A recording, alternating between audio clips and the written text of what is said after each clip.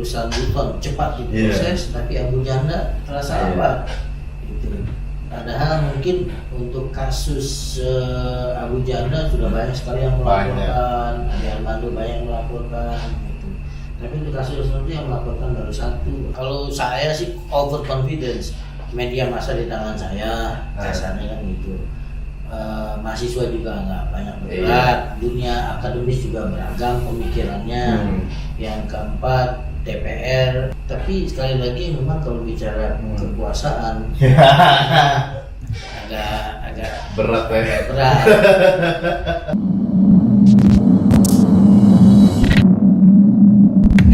Nah ini saya mau bacain ya lanjutannya dari pertanyaan-pertanyaan teman-teman yang udah saya tanya di Instagram Q&A, dan ini buat teman-teman juga yang mungkin setiap diskusi saya sama Bapak Fuad ini selalu saya cantumin gitu di situ. Nah ini pertanyaan pertama Pak, apakah hal ini yang membuat mahasiswa sekarang kurang kritis karena dibatasinya mimbar akademik dan banyaknya pembubaran diskusi? Sebetulnya mimbar akademik tidak dibatasi, tidak ada pernyataan dari pemerintah. Cuma mungkin kampus melakukan self censorship, dia menyensor dirinya sendiri, nggak usah diskusi inilah, nggak usah diskusi ini gitu. Jadi membaca suasana kebatinan pemerintah. Kalau di sini kira-kira resikonya seperti ini. Nah itu yang sebetulnya justru mental-mental itu di kalangan akademik yang harusnya tidak boleh hadir gitu, karena kan mereka benteng terakhir untuk masyarakat menyuarakan aspirasinya. Jadi dunia akademik itu sebagai bridging gitu ya, jembatan masyarakat. Yang kedua, mereka memberikan guidance kepada pemerintah bagaimana pemerintahan ini dilakukan. Karena entitas itulah yang diharapkan oleh masyarakat, baik secara moral maupun secara keilmuan. Nah yang kedua soal pembubaran diskusi itu kadang kita lihat kalau diskusi itu yang isunya agama cepat sekali tindakannya. Ketika ada dibubarkan oleh masyarakat itu pemerintah bereaksi. Tapi ini memang menarik gitu ya, ketika dunia kampus yang diserang, reaksinya tidak secepat ketika menjaga diskusi tentang pluralitas, misalnya tentang LGBT.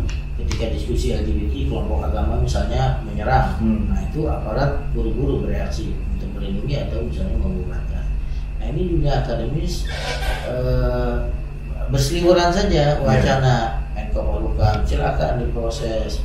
Nah, ini kalau dalam bahasa ini ada istilah sins of omission dan sins of commission. Ada kesalahan karena melakukan sesuatu, ada kan kesalahan karena mendiamkan sesuatu. Kita boleh katakan ini terkesan mendiamkan, tidak dilakukan reaksi yang cepat untuk menindak orang-orang ini. Ini yang kita anggap kurang fair juga, gitu ya, ketika mimbar akademik terancam. Tapi Pak, kalau misalkan ini kan sebenarnya politik ke akademik Pak ya. Tapi kan di saat akademik mau ke politik malah nggak dibolehin Pak. Ini kan sebenarnya berat di satu pihak gitu ya. Ya inilah dunia akademik kan biasanya normatif bicara.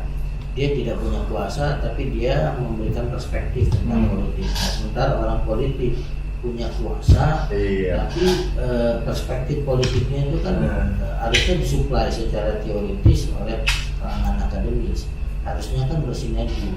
Tapi sekali lagi memang kalau bicara kekuasaan agak berat ya. Memasukkan seperti apapun, baik atas nama sains, atas nama moralitas, apalagi atas nama politik, tentu eksistensinya dan atas nama Pancasila lagi ya. Kita langsung lanjut nih Pak ke pembicaraan selanjutnya. Peneroran dilakukan oleh siapa? Soalnya data telepon cepat terungkap walaupun sudah berganti nomor. Ini kan sebenarnya apa ya? Kalau misalkan memang saya ngeliat tuh banyak banget Pak polisi ini. Saya menyebut apa? Nggak ada. Sebenarnya bisa terungkap secara cepat Pak ya. Secara kita lihat loh kayak misalkan kasus prank sampai dikejar mau ke Bogor, langsung gitu cepet banget. Pokoknya hal-hal yang berbau dengan dunia entertain sangat cepat, tapi yang berbau dengan politik ini sangat lambat gitu. Bahkan kita nggak tahu nih terungkap atau nggak apakah kejadian Novel Baswedan lagi gitu kan. Ya itulah yang sebagian disoroti oleh masyarakat. Masyarakat kan berharap banyak kepada aparat sebagai pelindung masyarakat. yang dituntut dari masyarakat itu pertama kecepatan dalam menangani kasus, seberapa cepat gitu ya. Kita apresiasi itu, tapi masih ada pertanyaan selanjutnya, cepat apakah konsisten dilakukan? Artinya cepat dalam menangani kasus ini, tapi untuk kelompok yang lain tidak cepat. Ini saja sudah mengganggu rasa keadilan masyarakat, gitu ya. Urusan Buton cepat diproses, tapi Abu Janda terasa apa? Gitu. Padahal mungkin untuk kasus Abu Janda sudah banyak sekali yang melaporkan, Ade Armando banyak yang melaporkan, gitu. Tapi untuk kasus tertentu yang melaporkan baru satu atau ya itu yang disoroti oleh masyarakat. Bukan hanya soal ditindak atau tidak, kecepatan bertindak. Yang kedua, konsisten atau tidak diterapkan pada semua kelompok. Dan yang ketiga, apakah memang prosesnya itu substansial atau enggak? Kadang ya hanya formalitas saja. Oke, diambil lalu kemudian proses, ujung-ujungnya dibilang tidak ada kasus gitu. Nah, ini yang benar-benar disoroti oleh masyarakat. Apa cuma sekedar media massa, media mainstream terutamanya, wah ini langsung ke polisiin, tapi dia nggak beritain pas sudah ditangkap ya Pak, karena nggak bakal. Ya, dalam dunia politik ini kan berkaitan. Gitu ya. Penegak hukum kadang bisa mendapatkan angin, kadang juga merasa tidak terdorong untuk melakukan itu atas dukungan media massa. Kalau media massa benar-benar membesarkan apa yang kecil atau mengecilkan apa yang besar, itu bisa berpengaruh. Nah ini harusnya tidak sampai terpengaruh seperti itu. Jadi, idealnya kan begitu, tapi kenyataan di lapangannya itu yang masih jadi pertanyaan masyarakat. Pak, ini apakah pemerintah merasa terancam dengan diskusi ini? Sebenarnya pertanyaan buat pemerintah ya, tapi mungkin punya perspektif lain gitu Pak, dari Bapak sendiri. Ya, sebetulnya bukan hanya dari pemerintah. Kalau saya jadi pemerintah, saya tidak perlu khawatir banget. Pertama, confidence gitu ya, karena yang bisa melakukan pemakzulan itu kan DPR, dan DPR di tangan saya. Yang kedua, nggak akan banyak dapat simpati dari masyarakat dalam kondisi COVID begini, gitu ya. Justru diskusi ini akan jadi public enemy buat masyarakat. Masyarakat pasti akan aju. Apa yang sih bicara pemakzulan, jadi susah masalah ekonomi. Jadi justru bagi saya malah membesarkan sesuatu yang kecil. Kalau kemarin dibiarkan kayak begitu saja jalan, saya pikir juga gaungnya nggak akan terlalu besar. Sebenarnya banyak sih kemungkinan antara salah langkah sama gugup Pak. Jadi apapun yang berbau dengan pemakzulan, udahlah bodo amat gitu, udah di teror atau gimana. Ini saya pendapat ya. Sekali lagi. Iya, kalau saya sih overconfidence. Media massa di tangan saya, kasarnya kan gitu. Mahasiswa juga nggak banyak bergerak, dunia akademis juga beragam pemikirannya. Yang keempat, DPR, para penduduk DPR itu mayoritas pendukung kekuasaan. Dan yang terakhir, masyarakat pasti apatis, sedang sibuk urusan COVID gitu ya, dan sudah mulai ada relaksasi tentang PSBB dan segala macam. Harusnya tidak ada persoalan. Justru bagi saya malah blunder. Gitu. Kalau kemarin dibiarkan dulu saja, dia tidak akan ada isu besar. Pak, ini saya mau membahas ke pertanyaan selanjutnya. Apakah buzzer kurang cukup untuk melawan diskusi itu? Gimana Pak, ini buzzer melawan orang yang berpolitik?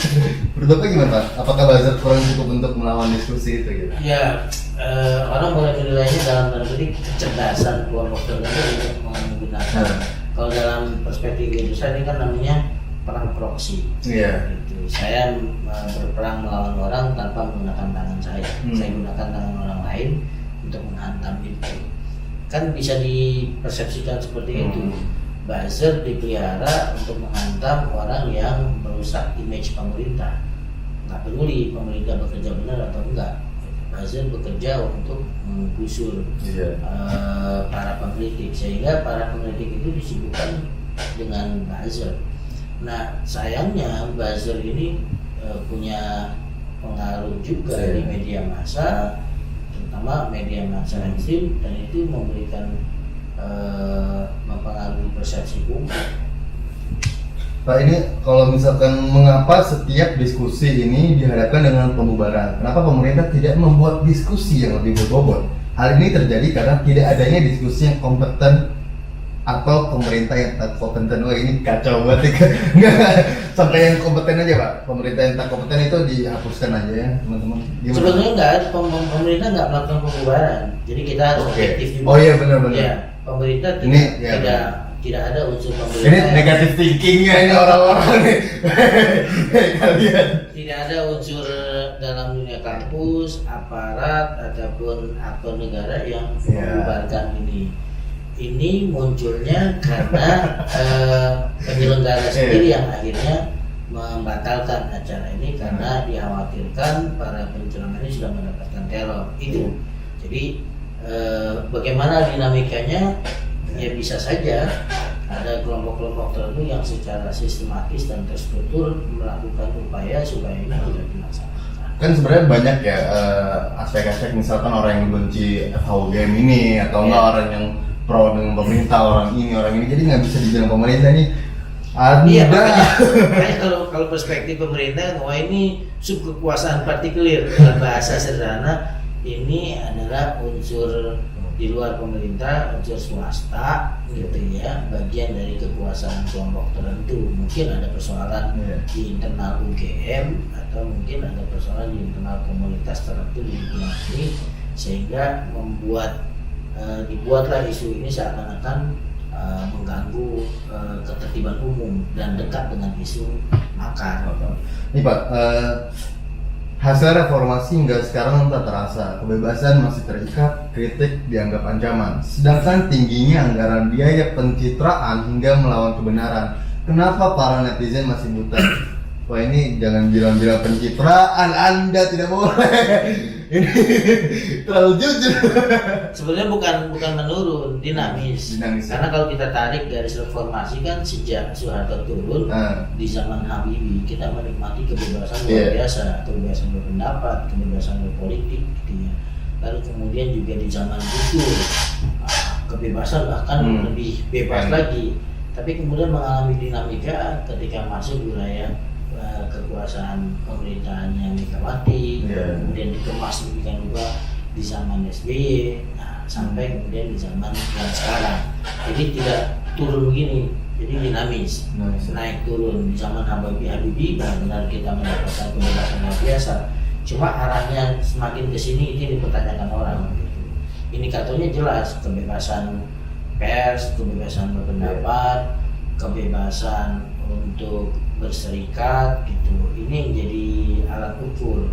Kalau kebebasan berpendapat makin tidak ada ruang, ini indikator bahwa reformasi tidak sesuai dengan arahnya dari awal. Kebebasan berserikat, termasuk mungkin kebebasan beragama, kebebasan menganut agama, kebebasan untuk berpolitik. Nah Pak, ini pertanyaan selanjutnya Pak. Ada ancaman pembunuhan, tapi masyarakat Indonesia banyak yang tidak peduli. Apakah pembutaan ini disebabkan oleh buzzer atau berita atau konten yang tidak berfaedah? Karena kita lihat banyak sekali gitu ya Pak, kalau misalnya secara tidak langsung pengalihan isu dari influencer, cuman orang-orang tuh nggak ngeh gitu. Mereka itu hadir ketika emang selalu di masa yang berpolitik ini gitu. Sebetulnya masih bisa kita pertanyakan apakah memang orang nggak peduli, apatis gitu ya.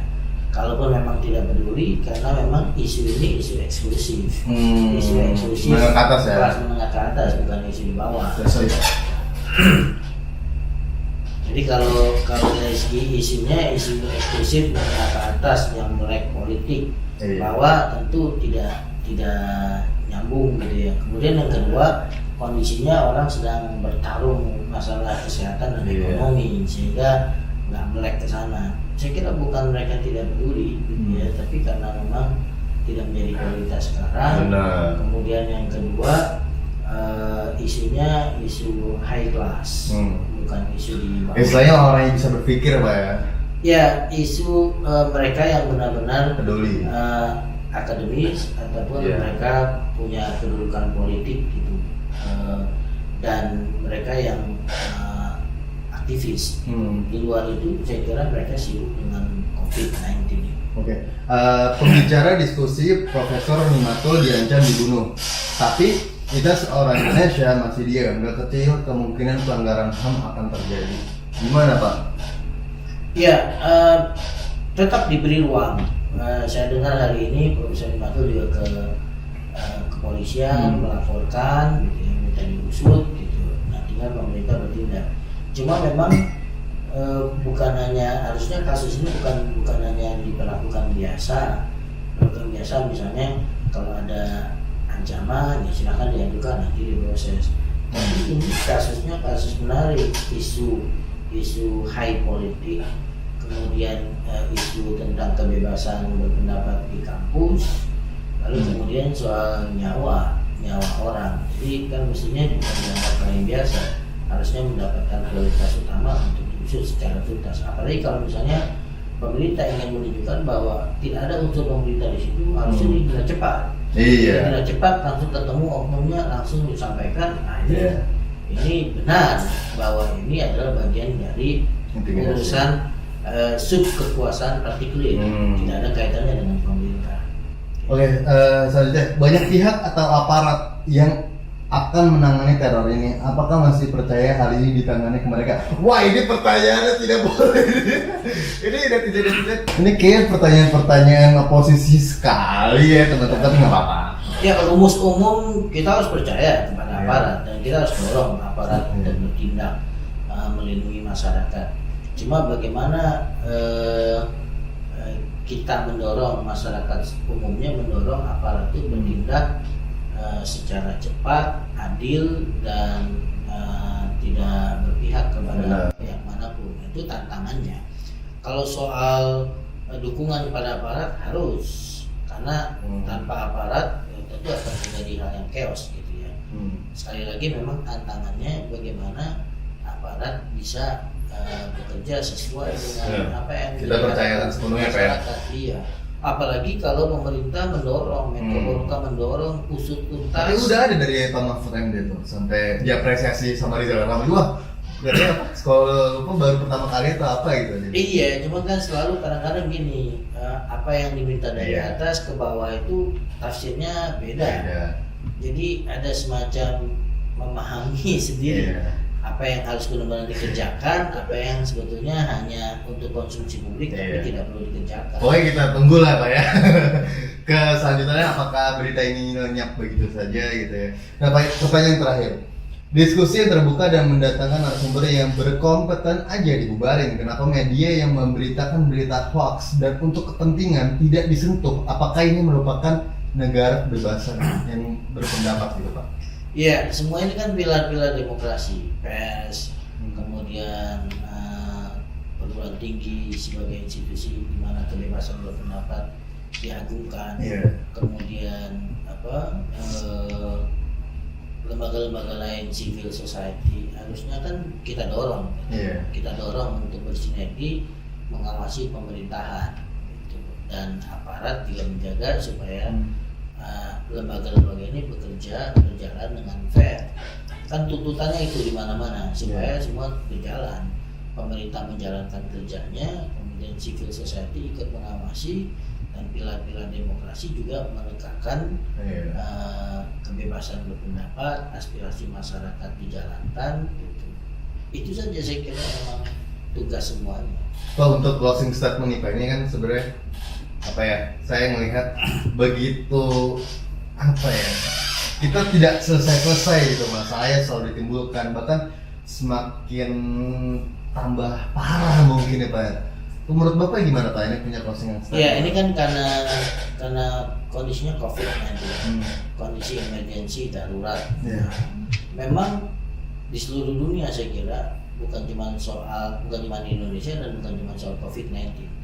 Ketika kondisi krisis itu bisa dimanfaatkan, bisa digunakan untuk melanggengkan kekuasaan atau menyalahgunakan kekuasaan oleh kelompok tertentu. Jadi kenapa? Karena kondisi emergensi itu menuntut kecepatan bertindak. Kecepatan bertindak berarti tidak boleh proses atau birokrasi itu menghambat tujuan. Nah, pengawasan bisa ditafsirkan sebagai menghambat proses pengendalian COVID-19 misalnya. Itu bisa dikriminalkan. Satu. Yang kedua, dalam kondisi krisis masyarakat fokusnya kepada bagaimana penanganan isu-isu yang lain itu isu-isu tidak penting gitu. Dan yang ketiga, pemerintah akan mendapatkan simpati luar biasa. Siapapun yang menghalangi tindakan pemerintah justru akan menjadi public enemy masyarakat. Ini kondisi emergency, kondisi kayak begini nih tetap sama gitu ya. Contoh sederhana misalnya di Amerika sekarang gara-gara kasus George Floyd gitu. Ini krisis darurat. Nah, pemerintah bisa menggunakan Donald Trump sekarang menggunakan militer. Atas nama apa? Atas nama stabilitas. Padahal itu bisa justru berlawanan dengan prinsip-prinsip demokrasi yang mungkin habis itu kita bahas yang rasisme di Amerika ya Pak ya? Bisa. Oke deh, jadi teman-teman bisa berkomentar gimana nih tanggapan kalian dengan kasus teror ini, dan apakah akan ada gitu teror-teror selanjutnya atau gimana solusinya. Dan nggak apa-apa, kebebasan berpendapat di YouTube gue nggak bakal tutup komentar aja gitu ya, walaupun dibully buzzer deh, kayak sekarang udah mulai dibully tapi malah lebih seneng gitu. Mungkin mereka kan butuh nasi bungkus ya, jadi semakin berkomentar semakin dapat duit tuh dia. Nggak apa-apa, dia kan hobi baru kayak. Ya nggak apa-apa, pertarungan ide apa yang kita sampaikan. Tapi dia bukan serang ide, dia goblok-goblokan. Yang kita sampaikan pun belum tentu benar juga, perlu koreksi, dibenturkan dengan ide-ide yang lain gitu ya. Kalaupun mereka ya itu bunga-bunga aja. Oke deh. Cuman masalah kritik, mental saya tuh udah kebal gitu Pak. Saya juga bukan tipikal yang tidak siap dikritik. Jadi ya walaupun asal tidak menyinggung agama, keluarga dan negara Pak ya. Oke deh, jadi terima kasih brother dan sister. Segitu aja, jangan lupa untuk subscribe, like, comment, dan share video.